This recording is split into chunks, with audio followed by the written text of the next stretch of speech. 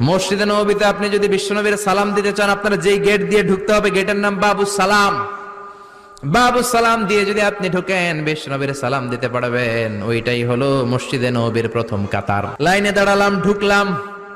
ভাগ্য ভালো, এমন একটা জায়গা পেয়েছি লেখা মাকান তাহাজ্জুদি রাসূলিল্লাহ, মানে এই জায়গায় রাসূল তাহাজ্জুদের নামাজ পড়তেন।